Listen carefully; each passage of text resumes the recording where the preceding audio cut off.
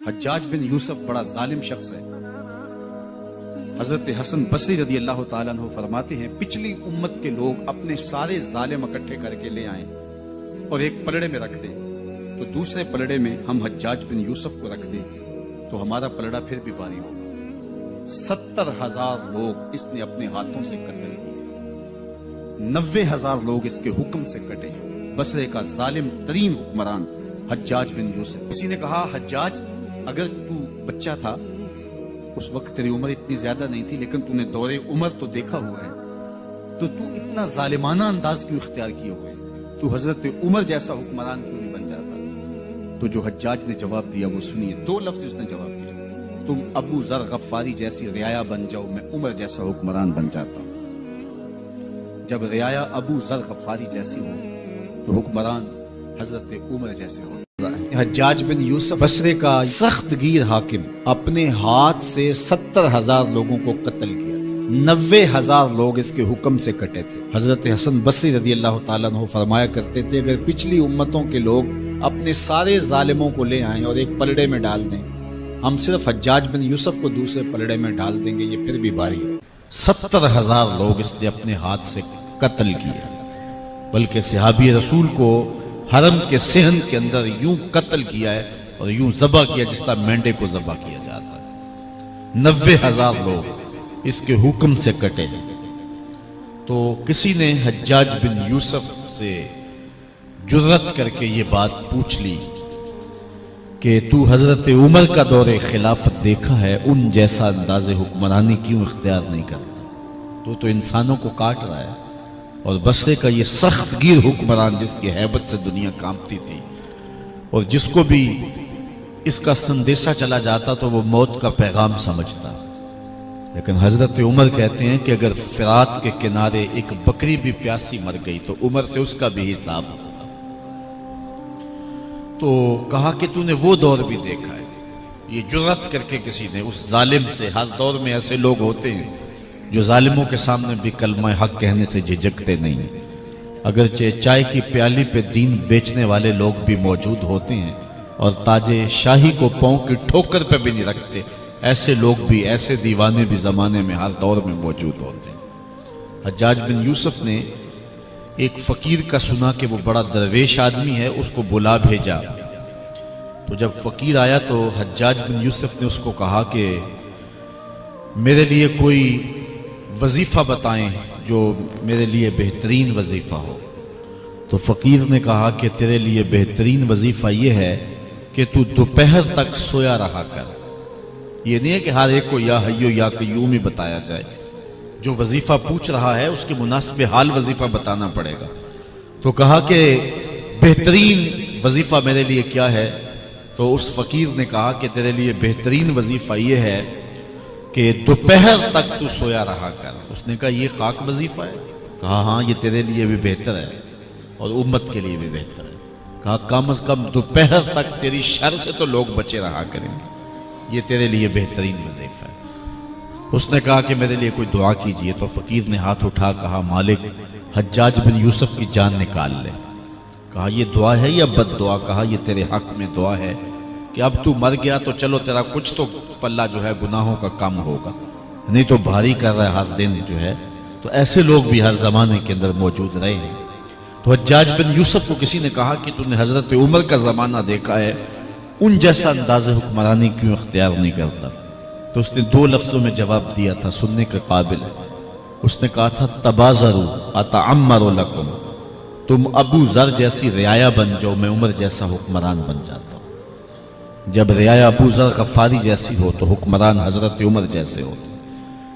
آج ہم اگر موجودہ حکمرانوں کی کہانی بیان کریں اور جو دردناک صورتحال ہے اور ملک کو جو خطرات درپیش ہیں وہ شرمناک بھی ہیں اور دردناک بھی ہیں اور اذیتناک بھی اور کربناک بھی، لیکن دوسری جانب ہم اپنے آپ کو دیکھیں تو ہم کس جگہ پہ کھڑے ہیں؟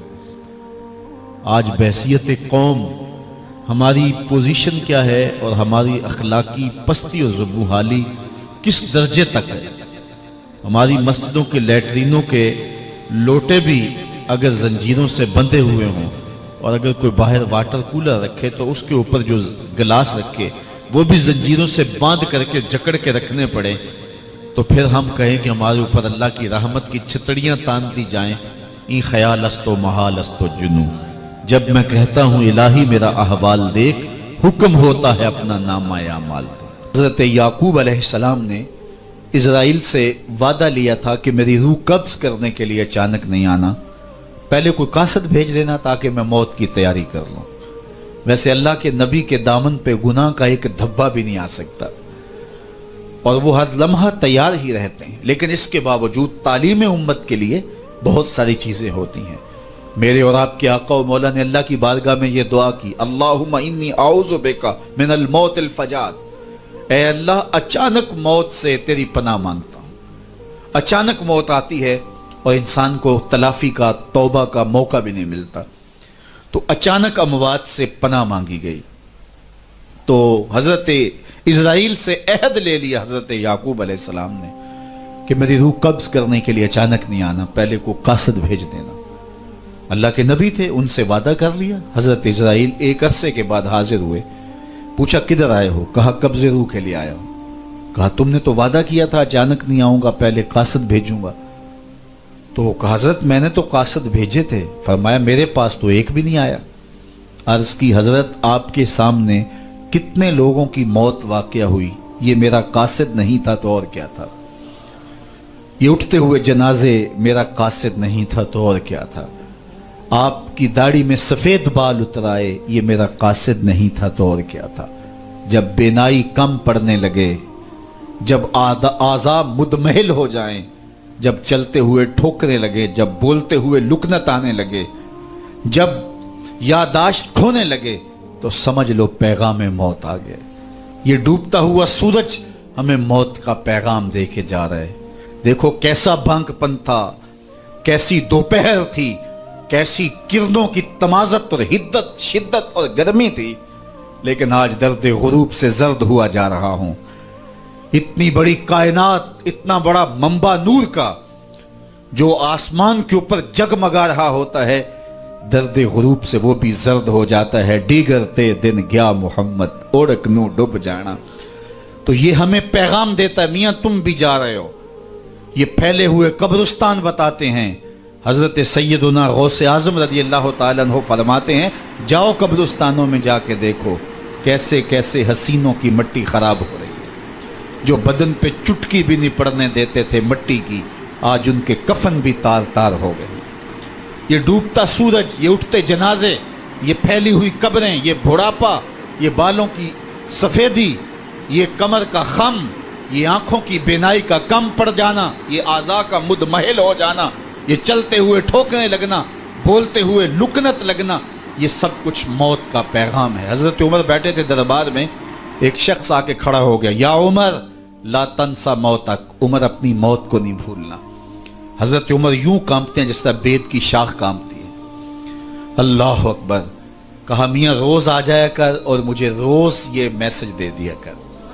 بھری بزم میں وہ آ کے کہتا ہے عمر موت کو نہیں بھولنا۔ مہینے کے بعد مشاہرہ بھی دیتے ہیں۔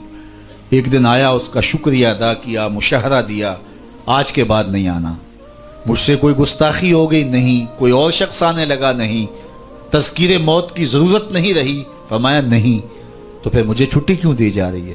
تو حضرت عمر روئے، داڑھی پہ ہاتھ رکھا، ایک بال الگ کر کے کہا یہ دیکھ میری داڑھی میں سفید بال آ گیا، اب تیرے آنے کی ضرورت نہیں ہے، یہ بال ہی مجھے چین سے نہیں بیٹھنے دے گا، ہماری تو پوری داڑھی بھی سفید ہو جائے نا۔ میاں صاحب بولے ہڈیاں کمبن گوڈے کھڑکن تے اڑ گیا لک تیرا، اجے بھی بدیوں باز نہ آئوں جیو مرد دلیرا، فما اسبرہم علی النار۔ اللہ قرآن میں فرماتا ہے لوگوں کا آگ پہ کتنا حوصلہ ہے، کتنا حوصلہ ہے لوگوں کا آگ پہ۔ کہتے ہیں دیکھو دیکھی جائے گی، کہتے ہیں دیکھ لیں گے۔ کوئی کہتا فلاں بخشا گیا تو میں بھی بخشا جاؤں گا، کوئی کہتا یہ جہاں مٹھا اگلا کس نے ڈٹھا، جاؤ قبرستانوں میں پوچھو دیکھا ہے کہ نہیں دیکھا ہے، کتنے کتنے حسینوں کی مٹی خراب ہو رہی ہے۔ تو قبل اس سے کہ وہ وقت آئے کوئی حجت باقی نہ رہے، مجھے اور آپ اپنی زندگی کو اللہ کے حضور سپرد کرنا ہے اور موت کا ذائقہ ہر ایک نے چکھنا ہے، قبل اس سے کہ وہ وقت آ جائے اور پھر پچھتاوا ہو۔ آج میں اور آپ اپنی زندگی کو اللہ کے हुजूर पेश करने से पहले अपने आप को तैयार करें। दो चीज़ें दिल का जंग उतारती हैं, कसरत के साथ मौत की याद और कुरान मजीद की तिलावत।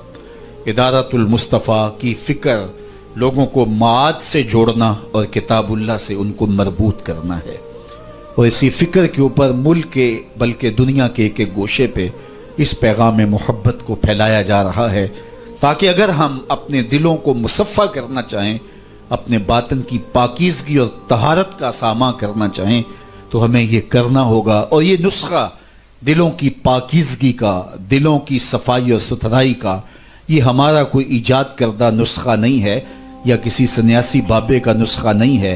ये दिलो कल्बो निगाह के मुर्शद अव्वलीन का बताया हुआ नुस्खा है, दिलों के तबीब का बताया हुआ नुस्खा है कि अगर आप अपने दिल मुसफ़ा करना चाहें, बातिन साफ करना चाहें, तो कुरान मजीद की तिलावत और कसरत के साथ मौत की याद, ये तुम्हारे दिलों को पाक। माए नी मैं किनू आखां